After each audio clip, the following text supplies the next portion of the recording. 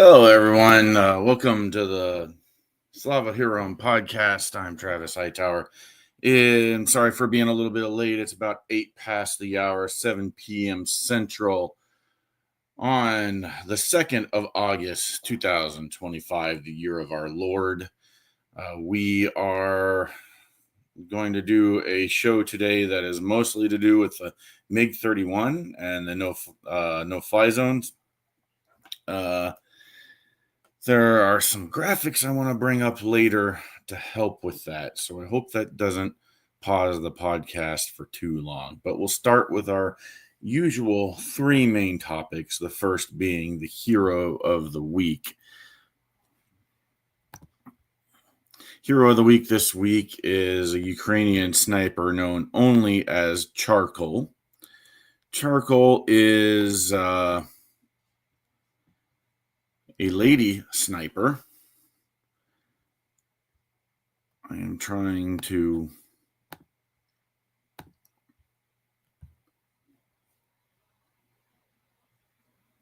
share my screen. Charcoal is a lady sniper. She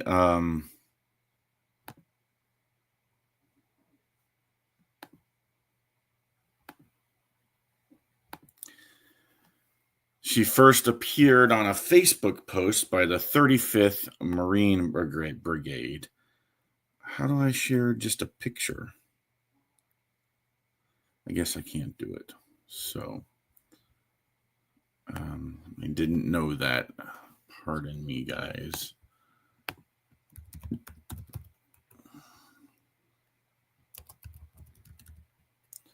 This is why no one watches me live. Okay.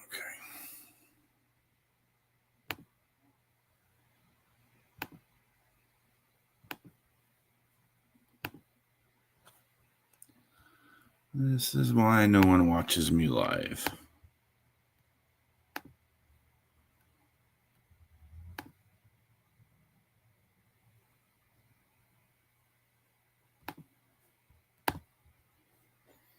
All right. There she is. She first appeared in a Facebook post back in 2022 in April when the war first started. She had some words from her unit, the 35th Brigade, for the invaders. She called them, the first time I heard the Russians called orcs, which is an appropriate label because orcs are fallen elves who are so corrupted they can never be redeemed. She considered these people so fallen that were invading her country that they should ultimately all be destroyed. Sounds really harsh and something that you don't want to have a mentality on in peacetime, but when they are killing your brothers and sisters and family members and bombing them with drones and hunting them in a human safari, I imagine you can very quickly start to feel that way. If they don't treat you as human, you don't treat them as human as well. But she's a warrior, and I wanted to bring up female warriors for a reason this week. Politically in the United States, we've had an event that didn't come right out and say the unspoken, but that women need to be able to keep up with the men was the basic message. And I would say that despite needing to do however many push-ups and sit-ups in 1.5 mile run, women in combat have been proven over and over and over again and are still being proven in Ukraine. So Charcoal is our introduction. In fact, she sort of was propped up as the next Lady Death, which would have been a big title. to read more about that, there was a Soviet sniper from Ukraine who amounted to 309 kills during World War II. Now, it was a little bit premature, probably, to label charcoal as Lady Death. But the Western media started to do that because they immediately drew the correlation of what could be possible, even though they didn't have much information to work with. All we know is that the charcoal was from the 35th Marine. And the 35th Marine, I think I can just switch to share this tab instead. Yes. Okay. So here's the 35th Marine Brigade. They wear aquamarine berets. They are comprised of 2 battalions, the 88th and 137th. You have the 1st Marine and the 2nd Marine battalion that are linear with them. They have these other companies. You have a tank battalion, a recon company, which would include a sniper company, anti-aircraft battalions. So all told, about 2,000 soldiers, and she was one of their snipers. In fact, looks like you have a picture of some snipers training here. So that would be part of their scout brigade. And here you see they have other lady warriors one is about to get her beret here as well. So they have a lot of female fighters. I would imagine this is another scout or sniper. There's a fascinating documentary about Ukrainian female snipers that came out before the war started. It's in my Substack on this week's Hero of the Week. You can link to it from there. That follows a sniper named Yulia. Now, charcoal we were told from the 35th Marine that she wanted to join up in 2017 because of her brother and wanted to make him proud. So she fought in the anti-terror operation starting in 2017, a conflict that really kicked off in 2014. What you have to understand about that original anti-terror operation is that a lot of the folks in Donetsk and Luhansk regions thought that the Euromaidan revolution was actually a coup. So you had misinformation going back and forth, and they already were very distrustful of the government, and they were rightly distrustful, along with all Ukrainians. But when the corrupt pro-Russian government was deposed and driven out,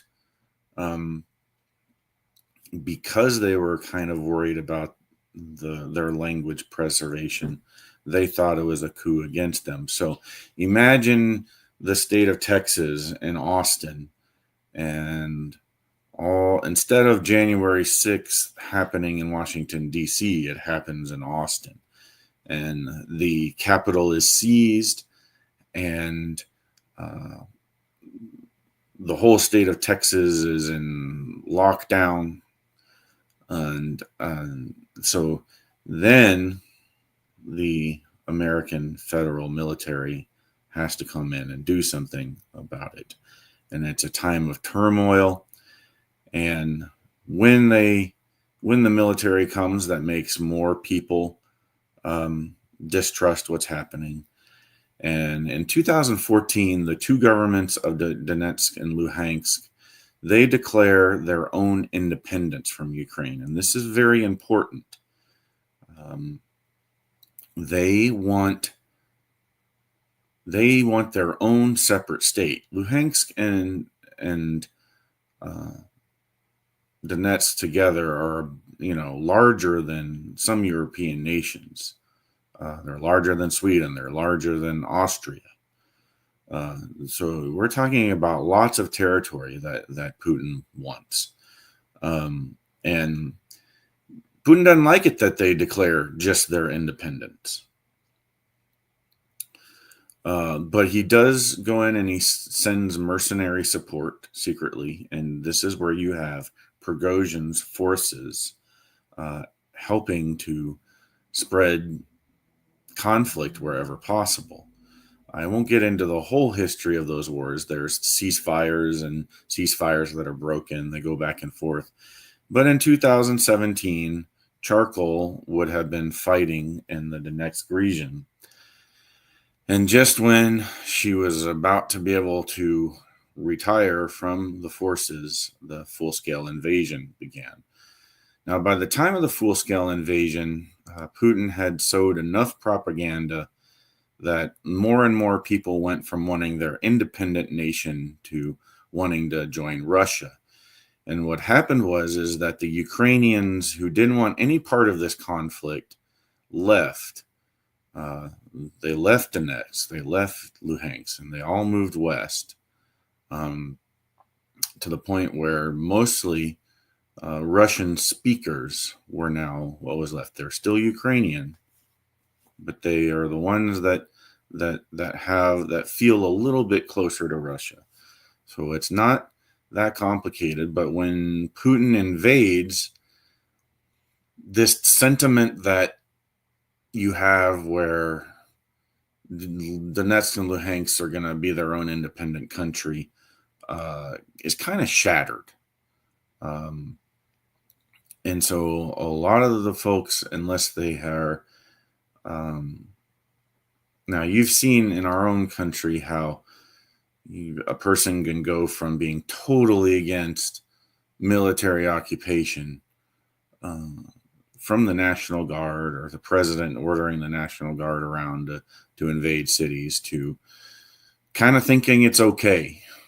And from 2014 to 2021, you had the slow progress of people thinking we need to be our own independent nation. The ones who understood that it was a lie, that it was a coup in 2014, all left. So the country was divided. And then more and more people were convinced that it might be okay to join Russia. Well, the full-scale invasion shattered a lot of that illusion for people, like the failure to release the Epstein files is shattering illusions for a lot of people here. But at this point, a lot of things have been so entrenched that Ukraine is trying to reunify through conflict, but it's difficult to do that with a stagnant front line. So what you have now is Charcoal's story. Let's switch to this tab. Would have gone from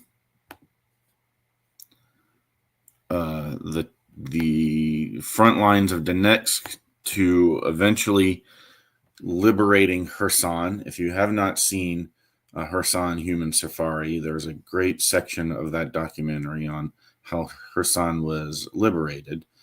Charcoal would have been a part of that. And now they operate out of this town, which is a little bit west of Kherson, called Mykolaiv. So there's Kherson. Here's home base.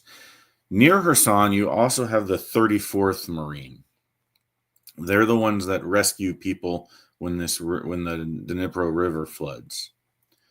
But the 35th Marine, who also has anti-drone warfare, and the 34th Marine work this area together to protect Kherson as best they can from the human safari, from drones hunting humans. And Charcoal would still be there, a part of that, assuming she's still in the fight. Here's a picture of one of the main landmarks in Mykolaiv. So hopefully I'll go get to see that someday.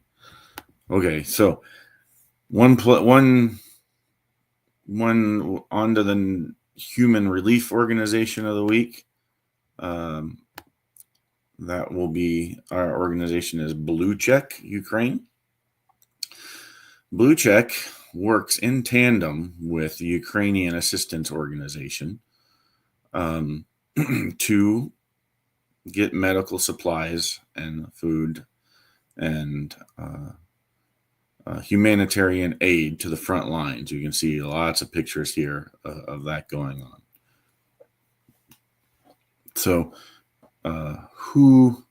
what's interesting about them is their team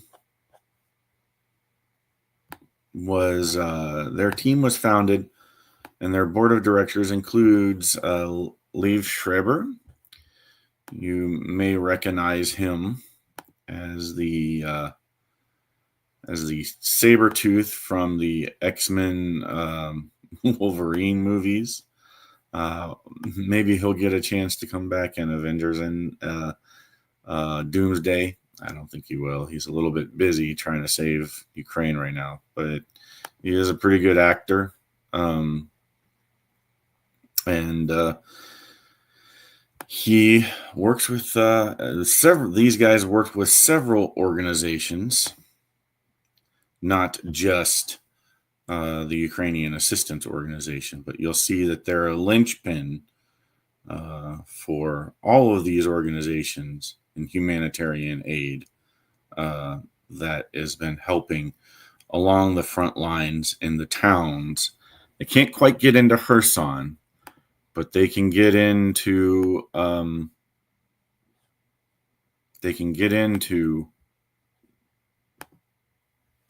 Mykolaiv. I think I forgot to share this earlier. There's the chapel. Ukraine, as I noticed, has a lot of beautiful Orthodox chapels. So if you're a chapel tour person, you'll see a lot of those. But Blue Check, $5 or $10 to them will help. Their donate button right here. You can donate, and they have custom amounts. These are 50, 100, and 250. If you remember from what we talked about last week, $5 can get medication to a person for a whole month. So consider donating to Blue Check Ukraine. I'm going to put up a banner for that website for the rest of the presentation. All right, so let me close some of these other tabs.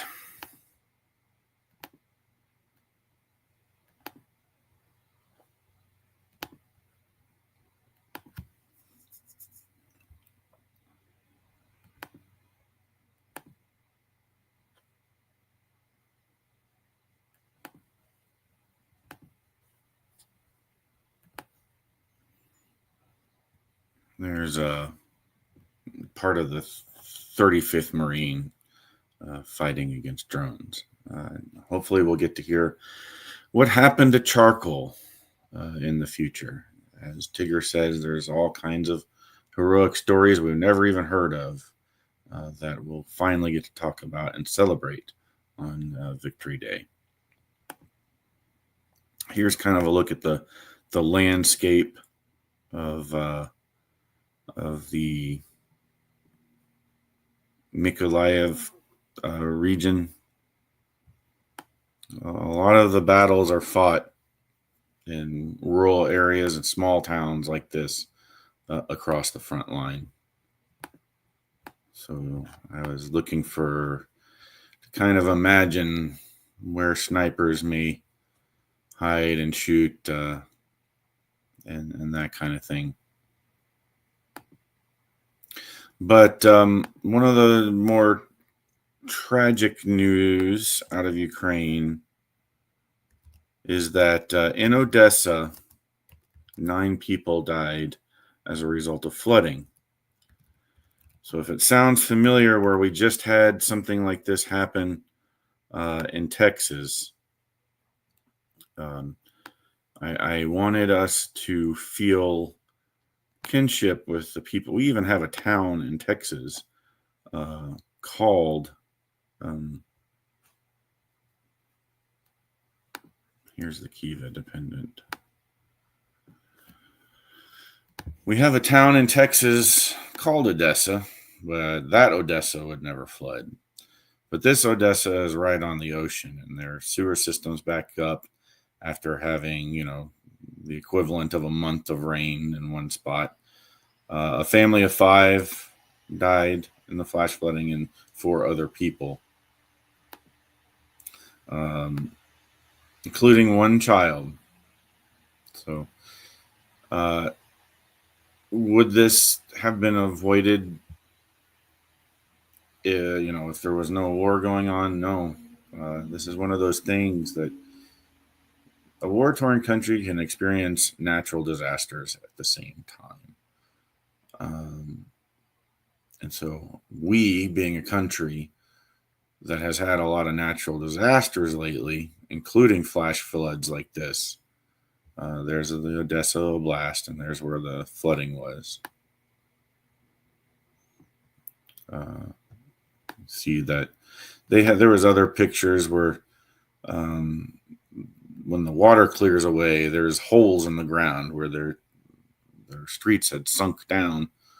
So while they're flooded, they're also being bombed, by the way, and power goes out.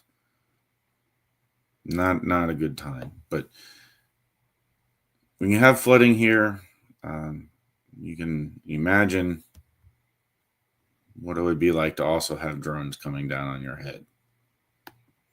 So what we need is a no-fly zone. And I'm going to be pushing that just about every podcast for a while. Last week we watched, Ben Cook and I commented on No Fly Zone, and we watched the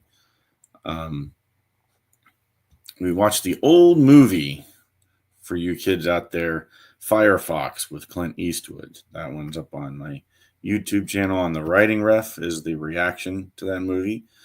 Go check it out. Give us a like and subscribe. My little push there for the Writing Ref channel, but also there's a really good podcast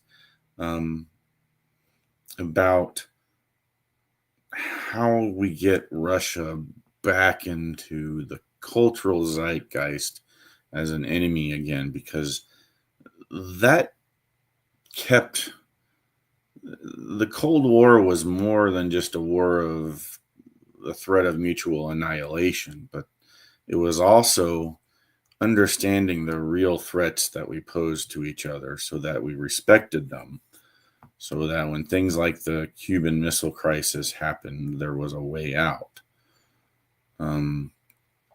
But also, during that time period, if you'd had this sort of an incursion from East Germany into West Germany that you're having with flyovers that are approaching Poland and approaching Estonia and breaching Estonian airspace.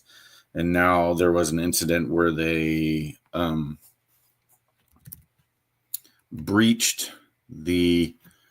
they approached Lithuanian airspace and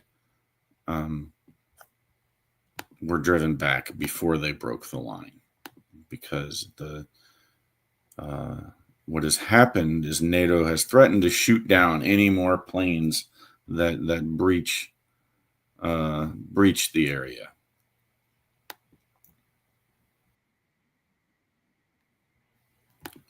So I'm going to borrow a little bit from an animation from the military channel,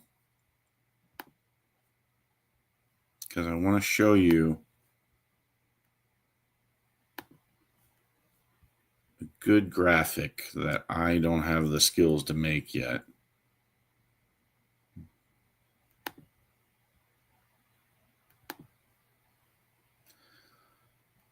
One thing that has happened is that here we go. One thing that's happened is that the Ukraine is going to be getting the Gripen from Sweden, and we'll talk about why that's important in just a moment.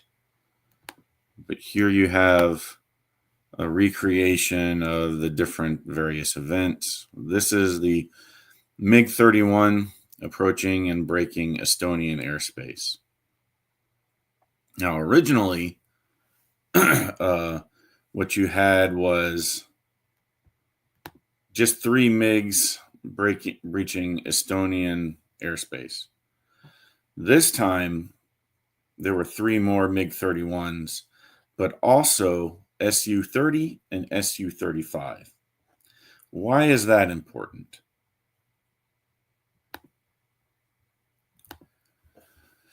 So let me pull up a picture of the good old MiG-31.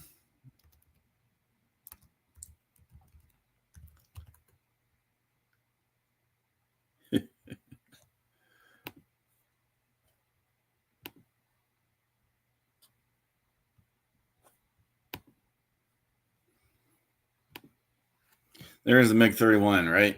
We watched that last week.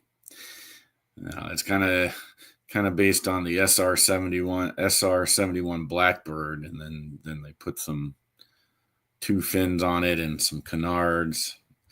What you'll see is kind of funny is the Gripen has canards. That is not the MiG-31. The MiG-31 looks a little bit more like this guy. So what's so special about that? It's just a souped up MiG-25, right? Well, imagine going Mach 2, Mach 2.5. Now, I wanted to come up with some kind of distance calculator at how far an aircraft can penetrate when they're at 50,000 feet or above, going Mach 2, and then able to shoot a hypersonic missile. But the way this has to be intercepted is you've already got to have aircraft in the air. This thing goes so high and fast that if you do not already have aircraft in the air, by the time they take off, you've got to have aircraft in the air for your guys to take off. You'll never make the intercept before they can launch ordnance. Now, the reason they would now test putting a Su-35 and Su-30 with them is for electronic warfare. Their intent isn't to breach here like they breached in Estonia, but they want to see if the proper reaction happens in Lithuania. And the proper reaction is to launch when the MiG-31 takes off and even starts to head your way. But what they do with the Su-30 and Su-35 is to first see if radar concentrates on the Su-30. And then they use the Su-35, which is a 2-seat variant of the Su-27 series, basically. And it has the biggest and robust electronic attack package. So then they're first seeing if the radars of Lithuania, Estonia, and NATO will concentrate on the Su-30 instead. Then they use the Su-35 to jam and see if they can get these 3 MiG-31s closer to the border of Lithuania. Remember, they don't have to breach a Lithuanian airspace to be able to fire at deeper into Europe. Oops. I hate when I'm talking and I'm not sharing the right screen. Su-30, Su-35. I don't know why they chose to show just like landing gear here. There we go.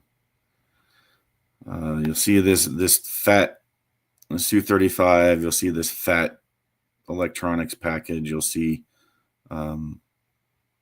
2 pilots in there sometimes. And then, of course, the MiG-31 looks like this old, ugly aardvark thing, but it's very, very fast. So they're testing. They can get through Moldova here, Nobody cares about that. They go right into Estonia, Lithuania.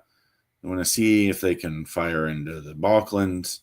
They want to see if they can fire deeper into the heart of Europe, into Poland, into Germany. And they're testing NATO's resolve and NATO's response. NATO has discussed doing a Western no-fly zone. Finally, just talked about it. And they say we're going to do it. But yeah, we did talk about it. It's what the NATO webpage says. And these kind of probing attacks are just going to keep going.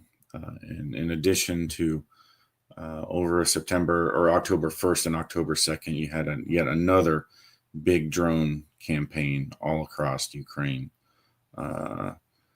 Kherson itself was hit hard by more of the Shahed type drones. So how do you stop this? You gotta have one way is this has definitely pushed Sweden to go ahead and pull the trigger on giving the Gripen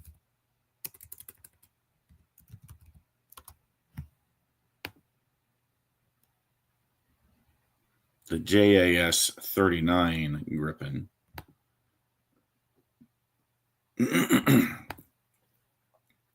There's a pretty good picture of a Gripen. Now you notice the Gripen has these canards. It's meant to be a dogfighter. It's meant to be a multi-role fighter. It does not have thrust vectoring, but it can hold just about any weapon in the NATO arsenal, to include those Israeli missiles that I was talking about last week with Ben Cook, the Python. So it is very versatile on what it can fire. It's very versatile in terms. The only thing it's not as good at is being as stealthy as the F-35, but it does everything else the F-35 can do, and probably better. It can turn better. It can fight better. It can intercept better. It can get higher faster. Ukraine is going to be doing very well with this aircraft, but again, they will have to train on it.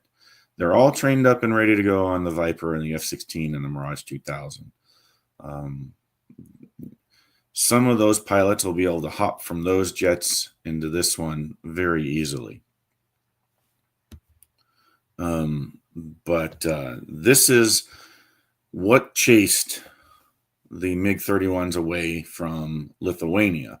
You had a few Hungarian Gripens that came in and very quickly got into the air, very quickly got to altitude so that they could make the intercept. And their anti-electronic warfare package was able to deal with the Su-35. Whereas a lot of other aircraft rising to intercept MiG-31s and these probing runs is not going to be very good. Some other assets that may be in danger back in the farther reaches of the NATO countries could include AWACSs. And the MiG-31 is also a very big danger to tankers. So if you're trying to enforce a no-fly zone, which Russia is showing they're afraid of, no-fly zones require tankers. So having MiG-31s or having Gripens in theater to get high and fast enough to deal with high, fast flyers, I'm really not sure if the F-35 can do it. But the F-22, the F-15 already has to be on station. The F-22 can get high fast and intercept a high fast flyer. But we're not giving Ukraine F-22s. So this is the next best thing. This thing's climb rate will get there to make the intercept within an appropriate amount of time. So that was a good response. Give Ukraine some Gripens. How many Gripens and of what variation, we don't know. But one of the other things we're talking about doing for Ukraine is for Ukraine to keep open a safe passage corridor. Now, what's a safe passage corridor? I wonder if I can bring up a map of Ukraine here. Well, I know I can. I just want to bring one up that'll be of use. Well, actually, we have this one. We have this video. There's more Gripen flying.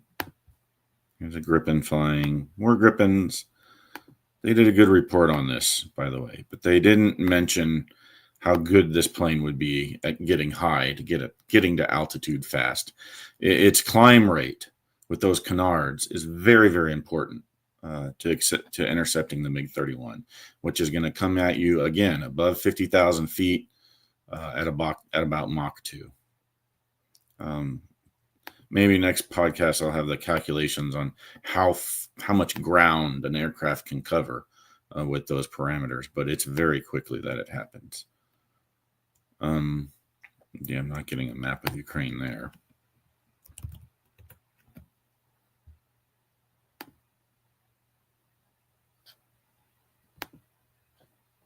Ugh. Just need a very simple map of Ukraine. Here we go. All right, so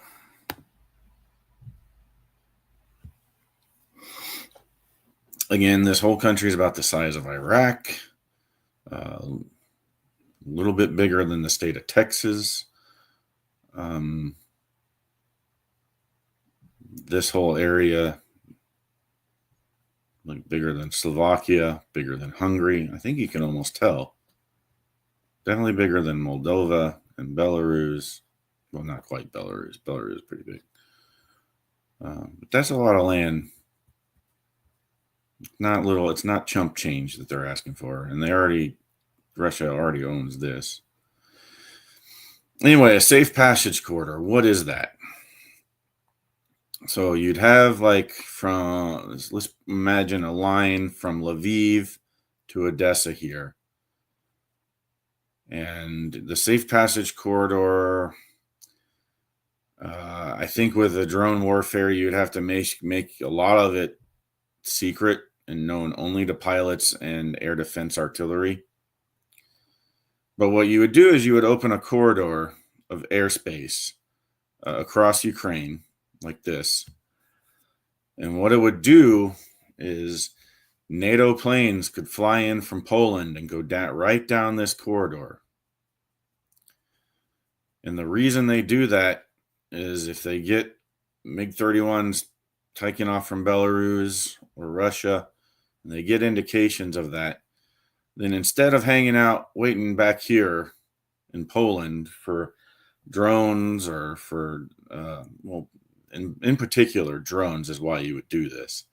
Because you'd have what Russia's been doing is sending the slow-moving drones over Western Ukraine, and then they make a hard right turn and go into Poland. So mostly you would do this corridor to protect. You'd want to protect Romania with it too. But you'd have the Gripens inside Ukraine protecting from high-fast flyers taken off from Russia. You'd have more Gripens in Poland and coming in from Switzerland and Hungary. If you have F-16s, F-35s already in the air, they can also intercept the high-fast flyers.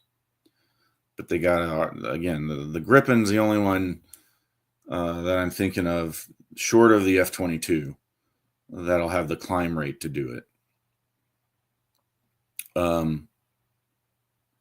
Somebody could tell if Fat Amy can climb high enough, fast enough from takeoff to intercept a high fast flyer. Somebody let me know, please. I'd love to hear in the comments. We don't have anybody chatting with me, do we? Fat Amy is what pilots call. No, nobody in. Fat Amy is what pilots call the F-35. It's a lovely name, but it's named after the girl in Pitch Perfect. So, she's fat, but she's sexy. So Fat Amy. Anyway, corridor so that what you do is certain planes launch from Russia. You know it might be a threat. You launch, and you have drones that might be a threat. You have NATO planes overfly this corridor. It's not a no-fly zone. They're not enforcing anything, but the second those drones turn towards Poland, you already have NATO jets here to pounce on them. That's the idea. Sounds pretty good to me. Instead of talking about it, let's do it. Any more questions for next time? Let me know in the comments. We'll talk more female snipers. There are two other pretty famous ones. One of them's basically has done a lot of work being an ambassador on Instagram. But there are two other famous female snipers now in Ukraine whose stories are more active than Charcoal's. But we went over the Hero of the Week Charcoal today. We went over the Blue Check organization run by hopefully one of your Hollywood favorites. But the reason I bring him up is anytime I can forge a connection between these organizations and how our two countries have a relationship, the better. So Blue Check hopefully helps demonstrate that. The tragedy of facing a natural disaster during the war, we talked about that. We want to pray for that family and for the other victims lost in that flash flooding. And we hope that everyone stays safe from any more terrorizing bombings or human safari. And with that, we'll say glory to those who protect the Constitution of the United States of America, Slava Ukraini, and Heroyam Slava. We'll see you next time.